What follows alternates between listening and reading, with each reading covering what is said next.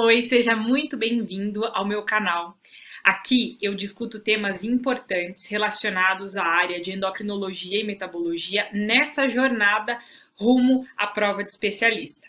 Hoje eu quero conversar com vocês sobre uma questão de conduta em nódulo tireoidiano. Meu nome é doutora Nayana Grunov. Vamos começar. Essa é uma questão muito legal. Caso clínico. Adoro. Vamos lá.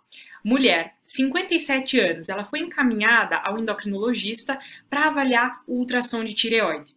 A paciente nega quaisquer sintomas e não apresenta comorbidades. Ela nega antecedente familiar conhecido de tireoidopatia ou de câncer de tireoide. Exames laboratoriais mostram valores de TSH e T4 livre normais. O que essa paciente apresentou no ultrassom de tireoide com Doppler colorido? Primeiro ponto, um nódulo sólido hipoecogênico de contorno regular, ovalado, sem microcalcificações, localizado no terço inferior do lobo direito, medindo 1,8 por 1,4 por 1,4 centímetros, com fluxo periférico e central no Doppler. Segundo ponto mostrado no ultrassom, um nódulo misto de contorno regular, predominantemente cístico, contendo pequena área sólida hipoecogênica. Esse segundo nódulo estava localizado no terço superior do lobo esquerdo e tinha as seguintes medidas: 0,8 por 0,8 por 0,7, com um fluxo periférico no Doppler. O restante do parênquima tireoidiano apresentava ecotextura fina e discretamente heterogênea, apresentando discreto aumento da vascularização no Doppler, mais evidente à esquerda. O volume total da glândula, 6 cm3, ausência de linfadenomegalias cervicais. Esse é o caso clínico da paciente e esse é o ultrassom. Agora, qual é a pergunta? Avaliando esse ultrassom, ele evidenciou nódulo sólido hipoecogênico, contorno regular no lobo direito e um nódulo misto de contorno regular, predominantemente cístico, em lobo esquerdo. O restante do parênquima tireoidiano com uma ecotextura fina, discretamente heterogênea. O que essa questão quer saber para essa paciente, essa mulher, 57 anos? O resultado da punção aspirativa com agulha fina da PAF, que foi feita no nódulo do lobo direito, foi compatível com Bethesda 2. Qual que é a melhor conduta nesse caso? Aqui ele já foi bem bonzinho e já deu qual que é a primeira conduta, que é solicitar a PAF do nódulo do lobo direito. Essa punção ela foi compatível com o Bethesda 2. Qual seria a melhor conduta na orientação e no caso clínico desta paciente? Vamos ver as alternativas. A. Realizar a terapia de supressão com levotiroxina para redução do tamanho do nódulo tireoidiano e redução da transformação maligna. B. Solicitar PAF do nódulo tireoidiano do lobo esquerdo guiada por ultrassom. C. Indicar lobectomia direita ou tireoidectomia subtotal. Ou D. Observação clínica dos nódulos tireoidianos. Nenhum exame complementar é necessário no momento. Qual seria a afirmativa correta para essa questão e como fazer a análise desse caso clínico? Vamos lá, ponto a ponto. Em primeiro lugar, por que a alternativa A ela está errada? Aqui nós não temos a recomendação de fazer supressão com levotiroxina para redução do tamanho do nódulo, redução de transformação maligna. Quando a gente vai resolver qualquer caso clínico, e pensando nesse em específico, de nódulo, o que a gente tem que pensar? No histórico completo da paciente, nas comorbidades e depois a gente vai raciocinar em cima do ultrassom. E claro, antes de mais nada, considerar a função tireoidiana de base desta paciente. Aqui informações que chamam muito a atenção é que ela não tem comorbidades. Nenhuma e nem comorbidades tireoidianas associadas, nem nela nem na família dela. E isso é muito importante para a gente raciocinar no nódulo. Outro ponto que me chama muito atenção e ele é, acho que o passo principal da análise aqui. Essa paciente tem TSH e T4 livre normais. E por que isso é importante? Porque a investigação de um nódulo com alteração de TSH, ela é diferente. A gente não pode, por exemplo, solicitar uma PAF para um paciente que tem nódulo e um TSH suprimido, eu tenho que investigar, eu tenho que ver quais são as provas de função, de atividade dessa glândula. Se esse nódulo ele é hiperfuncionante ou não, como que está o contexto da função tireoidiana neste caso. Só que no contexto atual desse caso, dessa paciente de 57 anos, ela tem TSH e T4 livre normais. Aí eu passo para avaliação do ultrassom de tireoide dela. Quando a gente olha o ultrassom, todas as características são importantes. Todas. Eu gosto de anotar todas, ter a tabelinha de todas, para sempre ter o comparativo, o acompanhamento desse paciente. Algumas coisas vão me chamar mais atenção e me facilitam o raciocínio num primeiro momento, ou na parte inicial da análise desses nódulos tireoidianos. Pronto. Na análise inicial desses nódulos tireoidianos. O que me chama atenção? Ecogenicidade e tamanho. Se a gente tiver que resumir, nossa, como eu vou começar o passo a passo de uma questão, eu vou avaliar todas as diretrizes, os guidelines da ATA, antes de fazer uma questão de nódulo tireoidiano, ATA, Associação Americana de Tireoide. Muita calma nessa hora. Como que a gente pode começar e dar o primeiro passo? Quais são as duas principais características que eu devo me ater num ultrassom de tireoide? Ecogenicidade e tamanho. São as características fundamentais que vão me guiar na análise desse nódulo e vão me permitir dizer se o nódulo tem recomendação de punção ou não. Então, nesse primeiro momento, isso é muito importante. Os nódulos que são hipoecogênicos, eles têm um potencial de malignidade maior. Quer dizer que eu tenho que ter um cuidado maior com esse tipo de nódulo. Os nódulos que têm um tamanho maior, também eles vão exigir um pouquinho mais da minha atenção. Nossa, quer dizer que se o nódulo for hipoecogênico e maiorzinho, é tudo maligno? Não, não funciona assim. Num primeiro momento, eu tenho que me ater a alguns detalhes. Eu tenho que saber o que mais me chama a atenção para ir investigando esse nódulo do paciente aos poucos. Então, primeiro passo, avaliar a ecogenicidade do nódulo e o tamanho. No caso dessa paciente, a análise do ultrassom, ela já foi feita. Por quê? Porque aqui já no enunciado da questão, eles falaram que foi feita a PAF desse nódulo do lobo direito. E essa punção, ela foi compatível com o Bethesda 2. O que é o Bethesda 2? Quando a gente avalia o nódulo no ultrassom, e esse nódulo tem uma recomendação de ser investigado, a gente é um passinho além. Nós vamos pedir a punção aspirativa com agulha fina. O resultado dessa punção vai me dizer o quão bonzinho é esse nódulo. De um jeito bem simples. O objetivo não é complicar, é a gente destrinchar o raciocínio por trás da avaliação do nódulo tireoidiano. Então, se a gente sabe o quão bonzinho é o nódulo, isso vai me determinar algumas condutas no que eu vou passar para o paciente, em como eu vou tratá-lo e como eu vou acompanhá-lo. Fundamental. O que é o Bethesda 2? É um nódulo benigno. Isso que significa Bethesda 2. E o Bethesda 1? O que significa? Bethesda 1 significa que a amostra foi indeterminada, tá? Só para a gente fazer um comentário. O objetivo dessa questão não é discutir todas as classificações de Bethesda, mas se o 2 é benigno, o que é o 1? O 1 é a amostra indeterminada. No caso dessa paciente, foi feita a PAF e foi compatível com Bethesda 2. É um nódulo bonzinho, benigno. O que a gente faz? O que a gente não faz está na letra A. Não tem indicação de fazer terapia de supressão com levotiroxina para reduzir tamanho do nódulo, redução de transformação maligna, não tem recomendação nenhuma.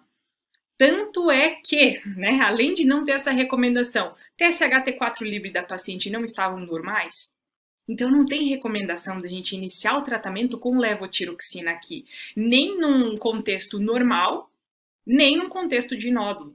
Perfeito? Agora vamos para B. Por que a B está errada? Eu preciso solicitar a PAF do nódulo tireoidiano também do lobo esquerdo, guiada por ultrassom. Será que eu preciso mesmo fazer a punção, a PAF do nódulo do lobo esquerdo? Nossa, Naya, nesse ponto aqui eu não lembro nem aonde que era o nódulo, o que era. Vamos voltar. Se a gente consegue visualizar o laudo, fica bem melhor na hora de interpretar. Vamos lá. Esse aqui é o ultrassomzinho dela. Então, o primeiro nódulo, que está no primeiro parágrafo aqui, é o hipoecogênico, com um contorno regular, ovalado, sem microcalcificação, é o do lobo direito. Prestem atenção no tamanho dele, ele tem mais que 1 centímetro. Perfeito? Agora, a nossa pergunta da letra B era, será que eu vou puncionar esse nódulo do lobo esquerdo? Será que tem recomendação? Qual que é o nódulo do lobo esquerdo? É o que está no segundo parágrafo. Ele é um nódulo misto, tem contorno regular. Ele é predominantemente cístico e tem pequena área sólida hipoecogênica. Está no terço superior. As medidas, ele tem 0,8 por 0,8 por 0,7. Tem fluxo periférico no Doppler. Existe uma recomendação formal de punção desse nódulo do lobo esquerdo? Lembra o que a gente falou? O que mais me chama atenção num passo inicial de uma análise de nódulo tireoidiano no ultrassom? 2 pontos. Ecogenicidade e tamanho. Qual que é a ecogenicidade deste nódulo do lobo esquerdo? Ele não é um nódulo misto? Ele não é predominantemente cístico? Sim. Nai, mas ele tem aqui, está dizendo que ele contém uma pequena área sólida hipoecogênica. E quando nós temos um nódulo que ele tem uma pequena área sólida hipoecogênica no seu interior, isso poderia até ser alguma coisa, ou vir a ser num futuro. Concordo. Mas o nódulo ele é predominantemente cístico. Qual é o tamanho desse nódulo? Ele é inferior a 1 centímetro. Isso já é uma característica muito positiva. Quanto ao fluxo sanguíneo, ele tem um fluxo periférico ao Doppler. Isso é uma característica também que fala a favor de benignidade. Quer dizer que sempre que eu tiver um fluxo sanguíneo periférico, o nódulo é bonzinho? E se o fluxo sanguíneo for central, ele não é bonzinho? Não. A gente já viu que a classificação de fluxo sanguíneo de um nódulo, ela é muito importante, ela ajuda num contexto, numa análise completa de nódulo tireoidiano. Mas olhando assim, isoladamente, cada característica, a gente não pode pegar uma característica só do nódulo e dizer, afirmar com certeza que ele é bom, ele é completamente benigno ou ele é completamente suspeito. Percebem? Nesse nódulo do lobo esquerdo, então, a gente já viu que, pelo primeiro ponto, na ecogenicidade, ele é predominantemente cístico. Isso já me fala mais a favor de benignidade. O tamanho dele é menor do que 1 centímetro. Esse nódulo formalmente não tem indicação, recomendação imediata de PAF. Por isso que a afirmativa B, ela está incorreta. Questão de caso clínico é sempre uma questão muito legal, porque a gente pode abordar vários conceitos em uma pequena alternativa. Não é só a gente ver qual que é o caso, o ultrassom foi esse, a conduta é X, gabaritei a questão. Não, vai muito além. A gente consegue pensar quais são as principais características de análise no ultrassom principal, qual que é a recomendação de punção, como que eu vou avaliar o nódulo. Então, um caso muito simples pode ter vários desdobramentos. A gente consegue estudar muito a partir de um caso. Agora, voltando na nossa questão, já vimos que a B, solicitar PAF do nódulo esquerdo, não. Por que a C está incorreta? Opa, já dei a que estava incorreta antes de passar o slide. Por que a C está incorreta?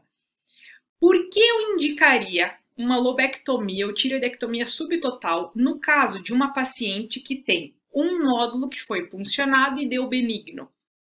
E o outro que me fala a favor de benignidade, que não tem recomendação de PAF. Em uma paciente que não tem histórico de comorbidade tireoidiana, nem histórico pessoal, nem histórico familiar, e que apresenta um TSH, um T4 livre normais. Não tem recomendação nenhuma para fazer a lobectomia ou tireoidectomia subtotal aqui.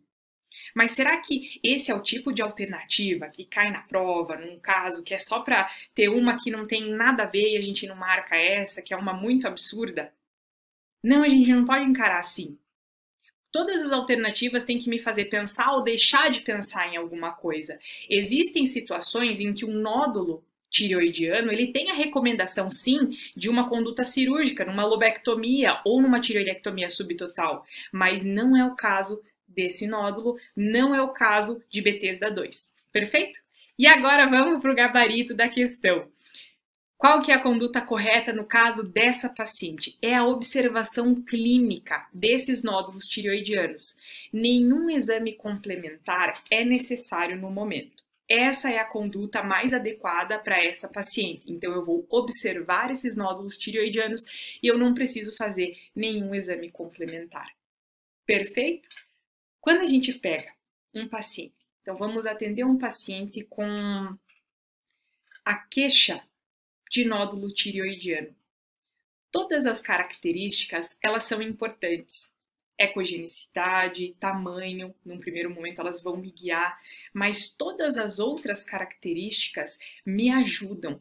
Nódulo tireoidiano, assim como todo paciente, todo o sistema endócrino, a gente pensa em conjunto. Então eu preciso olhar a margem nesse nódulo, como que é o contorno dele, se tem alguns outros componentes intranódulo, qual é a vascularização, qual que é o perfil. Será que o nódulo tireoidiano tem uma vascularização predominantemente central ou periférica, ou é mista? Será que esse nódulo tireoidiano possui linfadenopatia associada? Se está comprimindo ou não estruturas adjacentes?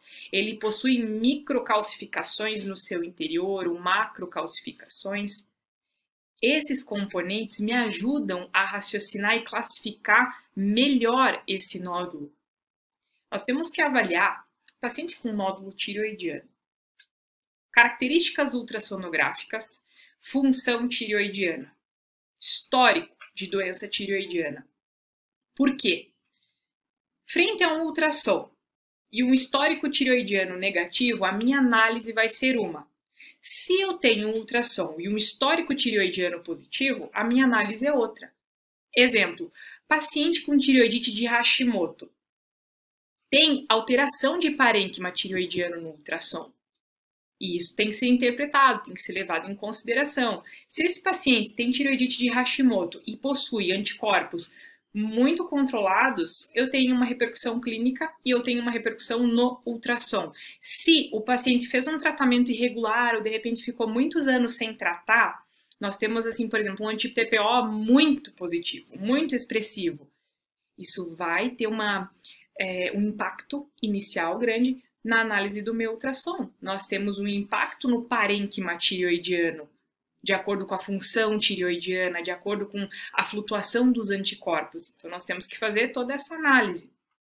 Por que é importante, além de pensar em Hashimoto, analisar o TSH e o T4 livre? Porque se o meu TSH estiver suprimido, mesmo que eu obtenha um nódulo suspeito no ultrassom, eu não tenho recomendação de fazer a PAF. Porque eu não posso fazer a PAF num nódulo com TSH suprimido. Nesse caso, a conduta é fazer uma investigação adicional e pedir uma cintilografia, investigar um pouquinho mais os anticorpos desse paciente. Será que não poderia ser um nódulo hiperfuncionante?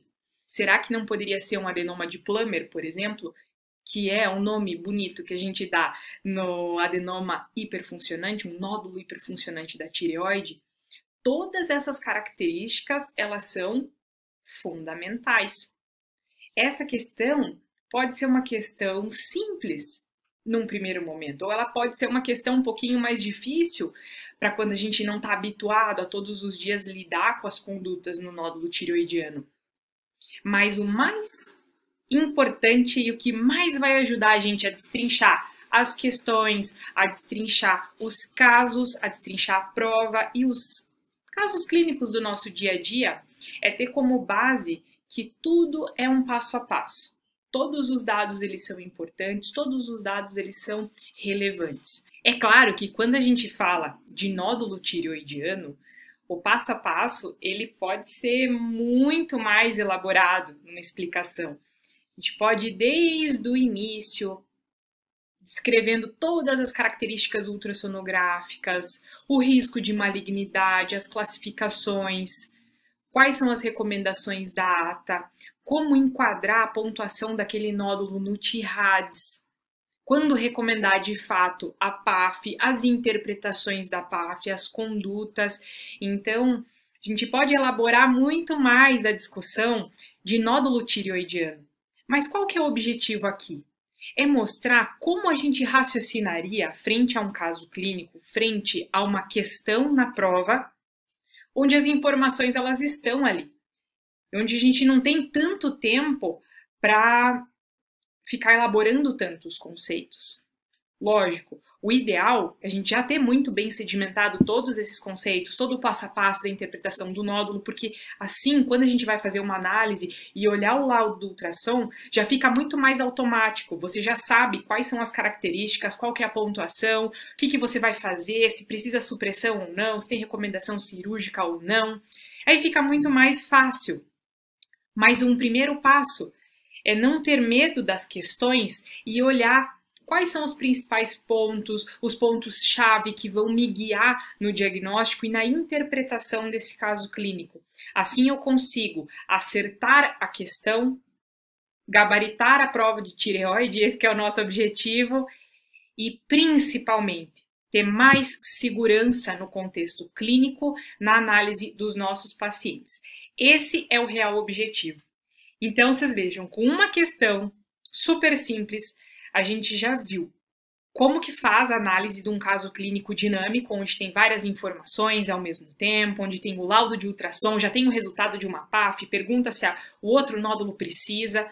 A gente já sabe como olhar de uma maneira abrangente o caso clínico, olhar e levar em consideração a função tireoidiana base do paciente, quais são os requisitos principais de um ultrassom para eu indicar ou não uma PAF, qual que é a conduta no caso de Bethesda 2, que é um nódulo benigno, observação clínica desses nódulos tireoidianos sem exames adicionais, e os outros pormenores. Por que é tão importante avaliar um TSH normal? O que eu faria se esse TSH não estivesse normal, estivesse suprimido? Eu pediria uma cintilografia. O que eu faria se essa paciente tivesse tireoidite de Hashimoto? Eu investigaria também o anti-TPO e saberia que isso tem um impacto na análise do parênquima no ultrassom. Então, vocês vejam, com algo muito simples, a gente consegue estudar um leque muito amplo da função tireoidiana e das condutas. Assim, galera, a gente chega ao fim de mais uma questão, de mais uma discussão. Eu vejo vocês no próximo vídeo. Até!